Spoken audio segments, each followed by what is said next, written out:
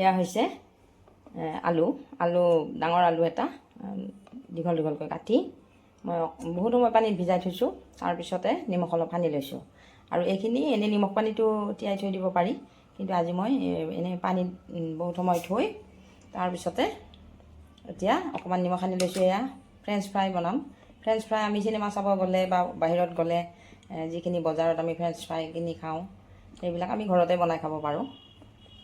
এতিয়া এইখিনি মই হালধি নিদিওঁ, এনেই ভাজি ল'ম। আৰু এইখিনি এনেকৈ তেলত ভাজি আছোঁ।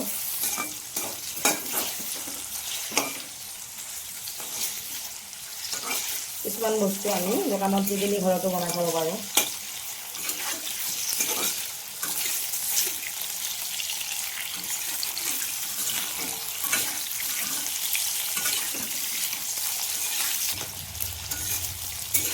ভালদৰে ভাজিব লাগিব।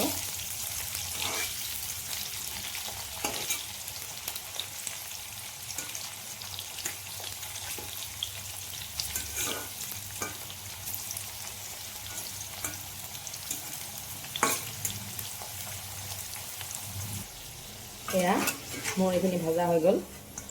এইখিনি নমাই লওঁ। এতিয়া আৰু অলপ ভাজি আছোঁ। বাহিৰত আমি এনেকুৱা ধৰণৰ বস্তুবিলাক কিনি খাওঁ দোকানত, আৰু কি তেলেৰে ভাজে একো ঠিক নাই। গতিকে আমি নিজে বনাই খোৱাই ভাল। নিজৰ ৰন্ধাখিনিত সকলোৰে বিশ্বাস আছে। গতিকে এনেকৈ কিছুমান বস্তু আমি ঘৰত বনাই খাব পাৰোঁ। এইখিনিও হৈ গৈছে, এইখিনিও নমাই লওঁ। আলুখিনি মই এনেকৈ ভাজি ল'লোঁ। ইয়াৰ পিছত মই ইয়াতে অকণমান চাট মছলা দিলোঁ, জালুকৰ গুড়ি দিছোঁ,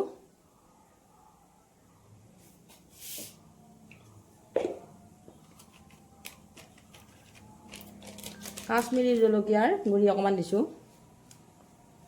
অকল ৰংটো হ'বৰ কাৰণে দিছোঁ বাৰু। ইয়াত দিছোঁ মই অকণমান মেগী মছলা অলপ দি দিলোঁ। মেগী মছলা ল'ৰা ছোৱালীয়ে খাই ভালে পায় বাৰু।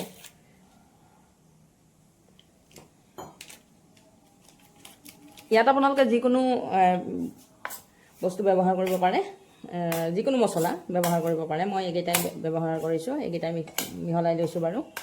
আৰু এইখিনি আপোনালোকে হাতেৰে সানি ল'ব, ধুনীয়াকৈ হাতেৰে সানি ল'ব। তাৰপিছতে সজাই পৰাই খাব। আৰু এতিয়া এইখিনি সুন্দৰকৈ সনা হৈ গ'ল। ইয়াত আপোনালোকে যিসকলে জলকীয়া খায় তেওঁলোকে জলকীয়াৰ গুড়িও সানি ল'ব পাৰে। মই জালুকৰ গুড়িয়ে সানিছোঁ বাৰু। এনেকৈ আমি এয়া আজৰি টাইমত খাব পাৰোঁ, লেজাৰ টাইমত, বা ভাতৰ লগতো খাব পাৰি। এইখিনি পৰিৱেশনৰ কাৰণে এখন থালত মই সজাই লওঁ। এনেকৈ হাতেৰে অলপমান সানি দিলে ভাল হ'ব।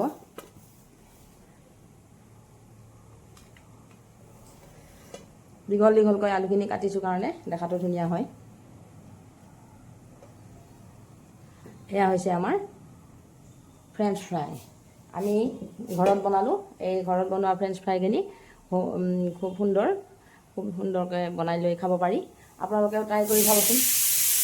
মই এই ঘৰত বনোৱা ফ্ৰেঞ্চ ফ্ৰাইখিনি আপোনালোকৰ কেনেকুৱা লাগিল আপোনালোকে কমেণ্ট কৰি জনাবলৈ নাপাহৰিব। ভাল লাগিলে লাইক কৰিব, শ্বেয়াৰ কৰিব, আৰু মোৰ প্ৰফাইলটো আপোনালোকে ছাবস্ক্ৰাইব কৰি ল'ব। লগতে যিসকলে মোক বেছি ভাল পায় তেওঁলোকে ফ'ল' কৰি ল'ব। আলু সিজাই হালধি নিমখ সানি লৈছোঁ, আৰু এইখিনি এতিয়া মই ভাজোঁ।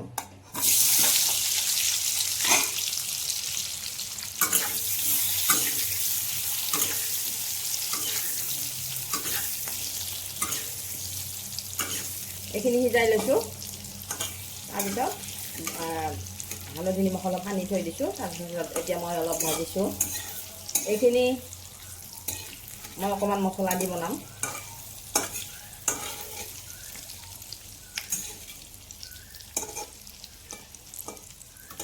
জনাসকলে জানে বাৰু, যিসকলে নতুনকৈ ৰন্ধা বঢ়া শিকে বা যিসকলৰ ৰন্ধা বঢ়াত অলপ আগ্ৰহ আছে তেওঁলোকৰ কাৰণে এইখিনি মই এনেকুৱা ধৰণৰ ভিডিঅ'বিলাক দি থাকোঁ।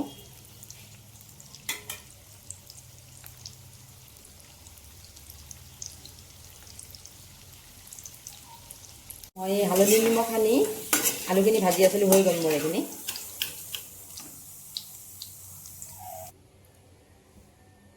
তেল অকণমান গৰম কৰি অকণমান গোটা জিৰা দি দিলোঁ।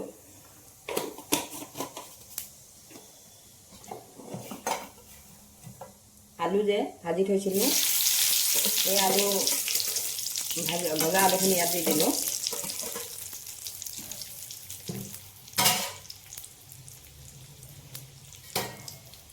ইয়াতে নিমখ হালধি দিয়ে থৈছোঁ বাৰু।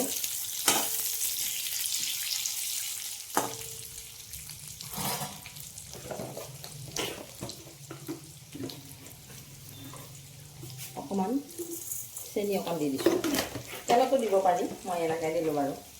অকণমান কাশ্মীৰী মিৰ্চ অকণমান দিলোঁ।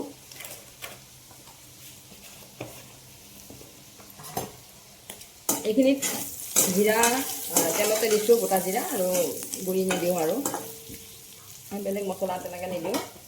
অকণমান মই দৈ দিওঁ। এই দৈখিনি মই চেকি লৈছিলোঁ, পানীখিনি চেকি লৈছোঁ। দৈ মই ঘৰতে বনাই লৈছোঁ, এইবিলাক দৈ মই ঘৰতে বনাওঁ।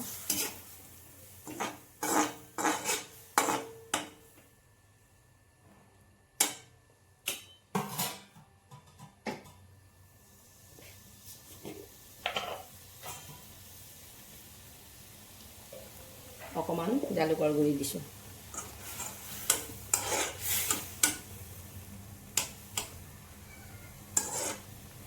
দৈৰে কিবা এটা বনাই দিব লাগে ছোৱালীক, সেইকাৰণে মই এনেকৈ বনালোঁ আৰু আলুকে বনালোঁ।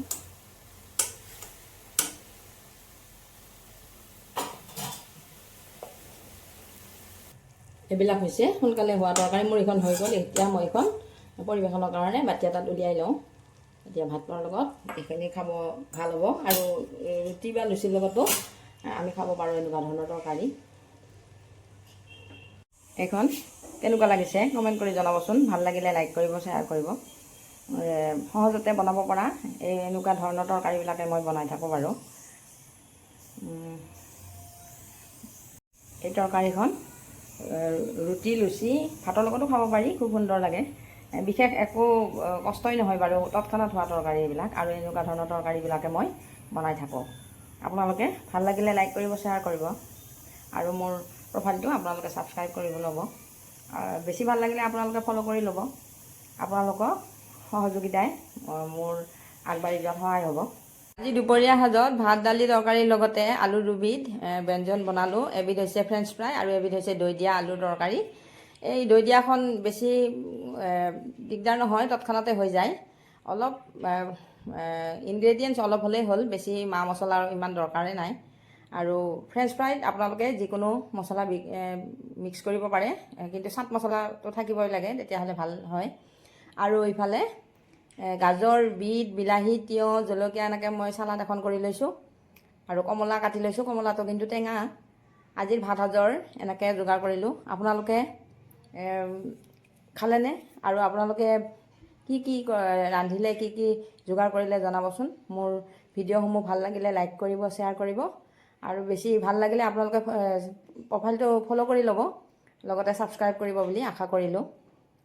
আৰু এইখিনি মই আজি এনেকৈ যোগাৰ কৰিলোঁ, আপোনালোককো দেখুৱালোঁ।